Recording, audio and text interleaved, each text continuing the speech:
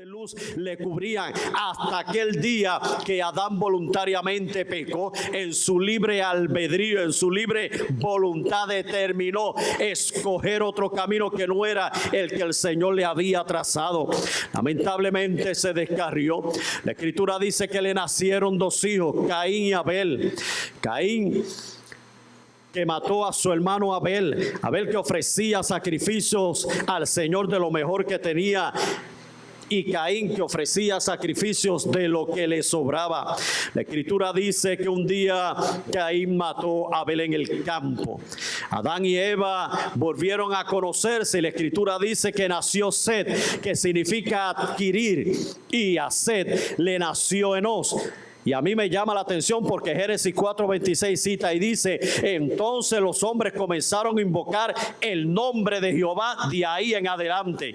Quiere decir que es la primera vez que establece la Escritura que después que el pecado había violentado la comunión con el hombre decidió entonces seguir el camino e invocar el nombre del Señor Jehová.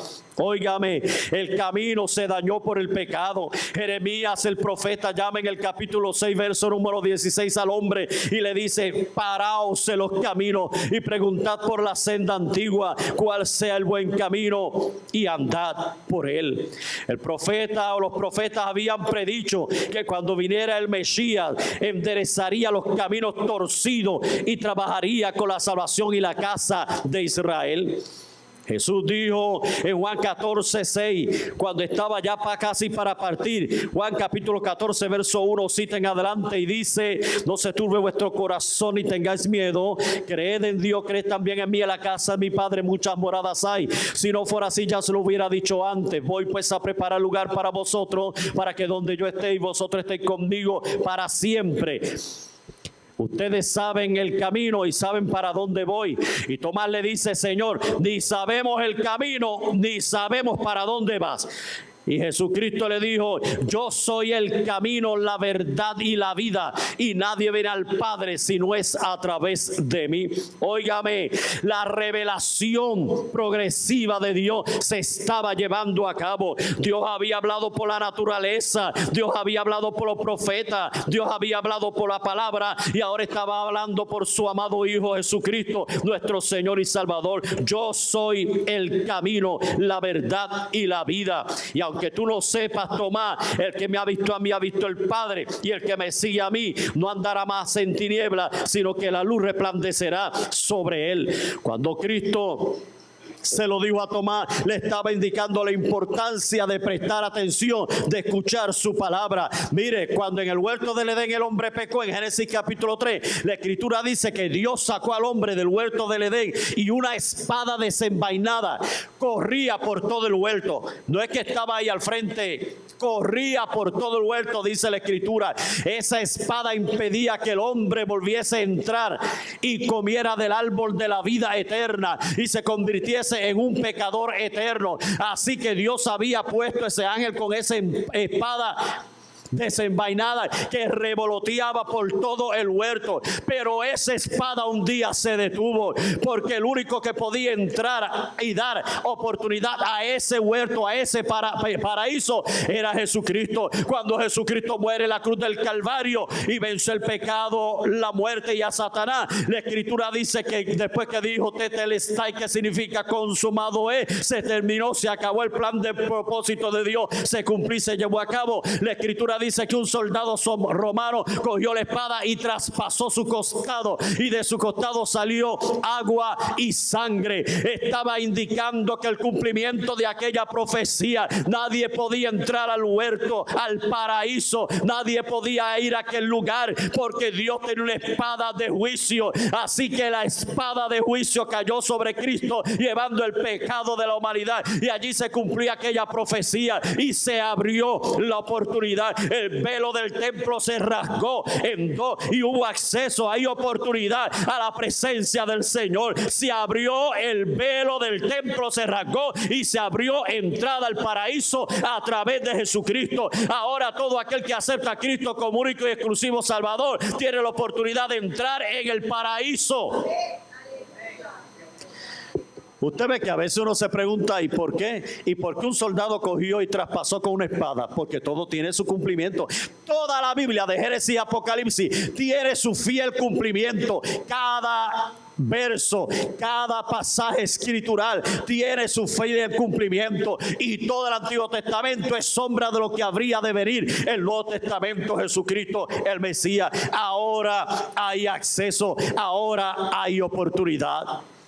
Y doy esta introducción para poder entender la palabra encaminado. Tendríamos que ver si que algo se descarrió, se dañó, y el hombre tomó sus propios caminos. Mire, cuando yo busco estos versos del 11 al 12, hay unas grandes enseñanzas para mí, especialmente la palabra encaminado. Porque cuando usted oye la palabra encaminados, ¿qué usted piensa? Bueno, pues rápido a mí me surgieron unos pensamientos y los escribí. Número uno, el hombre no puede encaminarse por sí solo. Necesita de otro que lo diría implícitamente. Ahí hay unas palabras y unas enseñanzas, unas verdades grandes. Número uno, el hombre no puede encaminarse por sí solo. Necesita de otro que lo dirija. Encaminado. También me habla de que hay alguien que lo encamina, y este se llama Dios. Encaminado. Que hay un camino trazado, un rumbo que tiene un destino o final, un propósito para cada persona. Encaminado. Hay cosas o personas que te pueden sacar del camino. Si pierdes la dirección, lo perderás todo. Encaminado. Este propósito que marcó el Señor para tu vida requiere diligencia, perseverancia, determinación y cumplimiento fiel. Porque si tú estás encaminado, es porque tú has decidido, determinado, cumplir fielmente.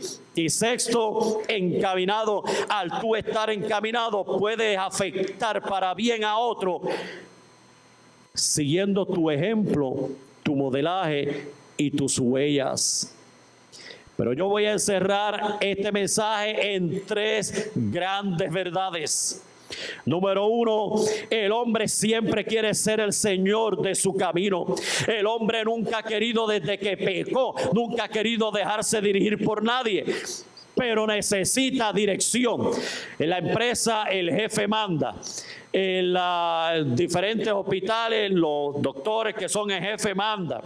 Las personas que están arriba son jefes y uno está abajo, uno es subalterno. En la iglesia de Dios está el supervisor y los demás somos subalternos. En la iglesia está el pastor y los líderes, y los demás están en sujeción bajo la autoridad que ha puesto Dios. Todo hombre necesita estar bajo sujeción. Todo hombre necesita en algún momento ser guiado, dirigido para su bien.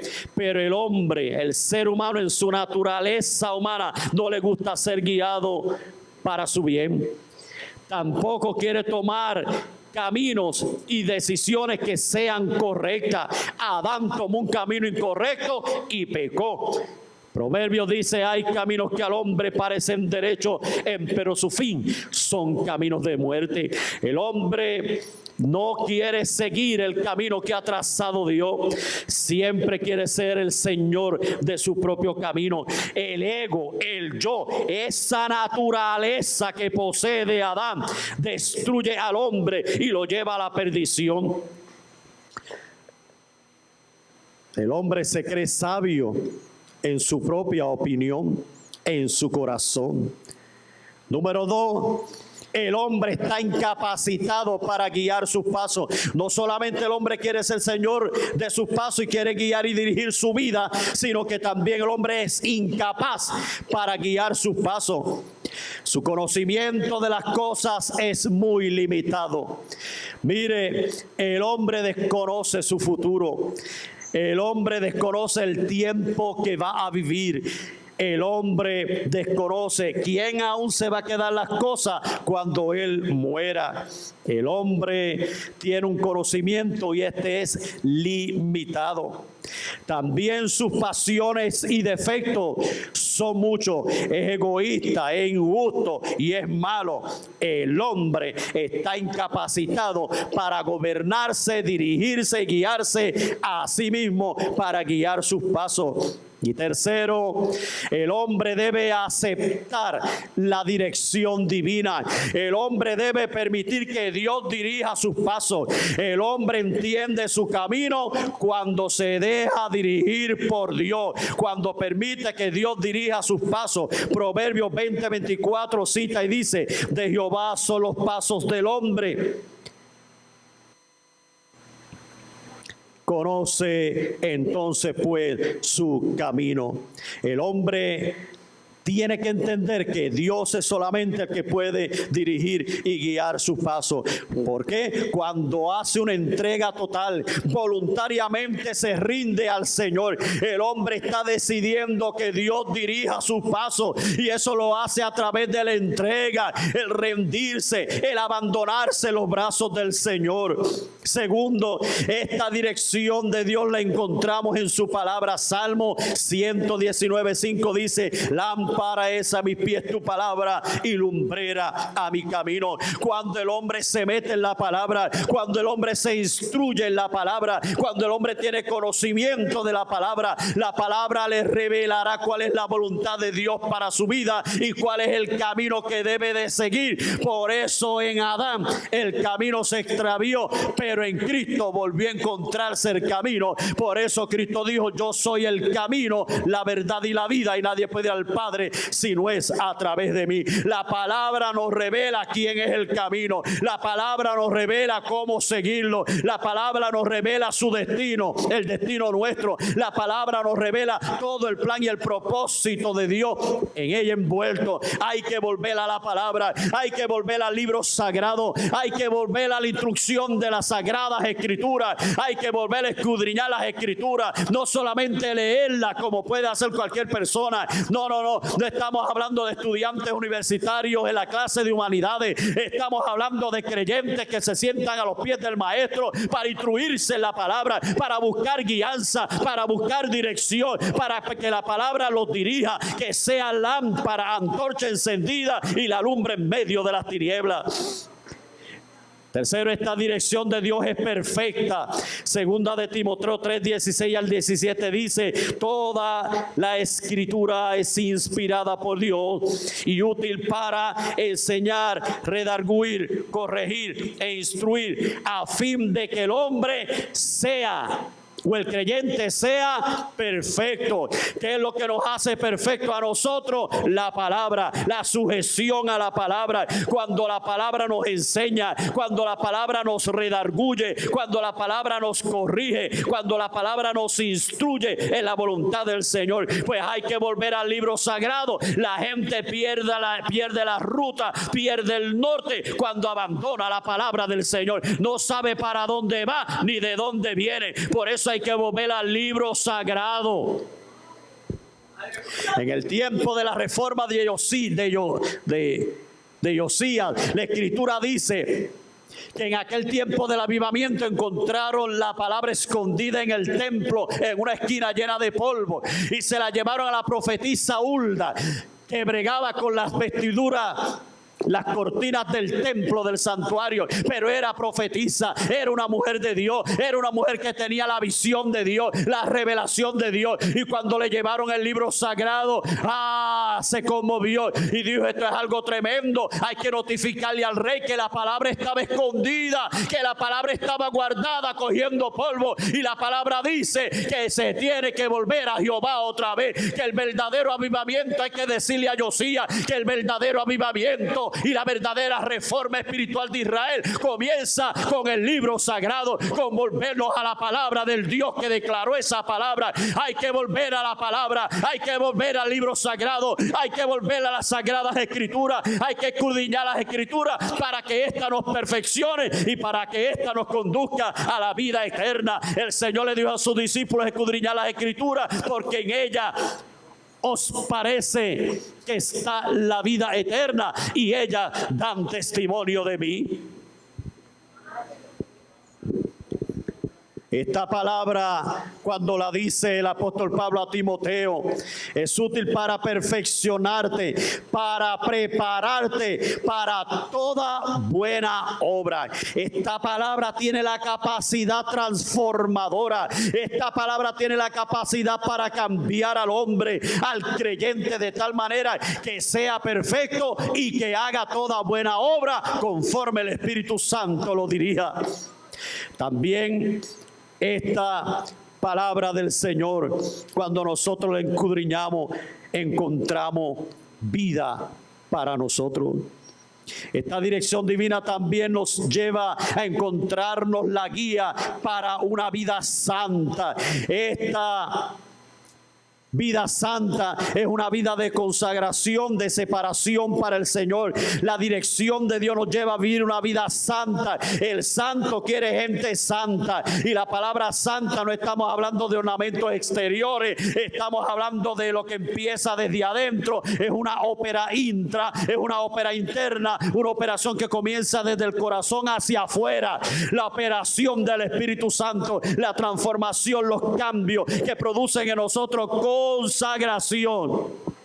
Que mi vida entera esté consagrada a ti, Señor. Ese cántico, ¿verdad?, que habla de la consagración. Que mi vida entera esté consagrada a ti, Señor. Consagrarte al Señor, separarte para el Señor, vivir una vida pura, santa, que le agrada al Señor. Una vida santa, apartado y alejado del pecado, porque el pecado y Dios no se relacionan. Por eso fue que Dios sacó al hombre del huerto y puso aquella espada desenvainada, porque el pecado y Dios no tienen nada que ver. Dios es un Dios santo y el pecado requiere la aplicación de la justicia divina, que no es otra cosa que juicio. Pero si el hombre se arrepiente, le es imputada la justicia de Cristo. Bueno, esta mañana estaban hablando de fe. Déjeme decir esto porque lo tengo que soltar. Hay cosas que a veces no entendemos porque, mire, tenemos que entender que hay una fe natural. Esa creencia, esa esperanza de que algo va a suceder porque nosotros pensemos que es así. Si usted coge una lata de habichuela, le quita la etiqueta y le pone una que dice veneno y se la da a una persona, dentro hay habichuela, pero por dentro dice habichuela, pero por fuera dice veneno. Jamás la va a tocar porque dice veneno. Hay gente que dice, pues mira, yo voy a jugar al pega 3, al 4-3, al doble 3 y al 3 y yo no sé cuántos más para pegarme. Y yo creo que me voy a pegar. Eso es una fe natural que posee todo ser humano. Pero cuando la persona oye la palabra, cuando la palabra le es revelada, cuando tiene una revelación, Dios se le puede revelar en sueños, en visiones, le puede hablar, o algún predicador viene y le declara la palabra. La fe viene por el oír de la palabra. Esta fe se convierte en una fe salvadora. Y esa fe salvadora, en la medida que yo voy buscando al Señor y sirviendo al Señor y profundizando con el Señor y escudriñando las Escrituras y teniendo experiencia y palabra, en la medida que yo me comunico con Dios, que yo me meto con Dios, que yo oro, que ayuno, que escudriño la palabra, que me la relaciono con mis hermanos en la fe, que oigo los testimonios de las cosas lindas y hermosas que Dios está haciendo, mi fe va creciendo. Por eso es que yo digo que esta es una fe que siempre crece y va creciendo de tal manera que mi fe se convierte en una fe de fruto, de tal manera que yo puedo vencer los obstáculos, yo puedo vencer las tribulaciones, las pruebas, las diferentes situaciones, porque la palabra ha llegado a mi corazón y me hace tener una fe como fruto. Yo creo y estoy firme en lo que Dios ha hablado, creo que estoy haciendo la voluntad del Señor, por lo tanto yo sé que Dios va a actuar y Dios se va a glorificar, la fe como fruto.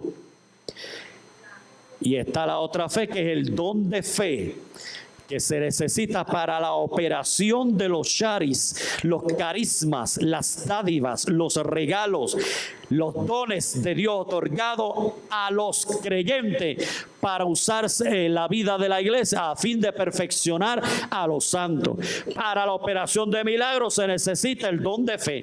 Para la operación de el discernimiento se necesita el don de fe. Para obrar sanidades se necesita el don de fe. Para interpretar lenguas se necesita el don de fe. Se requiere una fe que va más allá, sobrenatural, que Dios te la dé en un momento determinado cuando el Espíritu Santo está manifestando los dones. Hay milagros, hay sanidades, hay lenguas, hay interpretación. Yo no sé cuántos lo han experimentado, pero esto es algo tremendo. Es como que algo, como una fe sobrenatural se apodera de uno. Y Dios le dice, voy a hacer curvatura de los pies planos. Mi humanidad dice, Señor, y yo orar por la curvatura de los pies planos, para mí es difícil en mi humanidad, pero Dios dice, pero yo soy Dios y yo lo voy a hacer. Pues yo te creo a ti, si tú lo vas a hacer como eres tú, pues tú lo vas a hacer. Y de uno se apodera una fe sobrenatural de tal manera que uno ora y cuando está orando uno siente que Dios está accionando, trabajando. Ahí se opera la sanidad de los milagros, etcétera. Lo único que no necesita el don de fe es la expulsión de los demonios. Porque usted lo que necesita para echar fuera a los demonios es ser salvo, vivir la vida que a Dios le agrada y utilizar la exousia, la autoridad que Dios le ha dado. Punto. En mi nombre echarán fuera demonios. Estas señales seguirán a los que creyeren. En mi nombre echarán fuera demonios. Pues si tú has creído en el Señor, utiliza el nombre y echa fuera esos demonios. Esos pichones salen fuera en el nombre de Jesús. Tú no tienes que esperar que Dios te dé una fe sobrenatural para ir a expulsar un demonio al vecino que esté endemoniado allí. Te está llamando para que tú vayas a orar. Ni va a esperar que vaya el pastor, ni que vaya un hermano porque aquí todo el mundo, después que viva a la usanza, esté alineado a la palabra y el Espíritu y viva conforme al Señor quiere, la vida que agrada al Señor, en su nombre echarán fuera los demonios. De esto porque en esta mañana me estaba gozando y es que la fe es tremenda, es la fe, se me fue. Es la fe la sustancia de las cosas que se espera y la demostración de las que no se ven.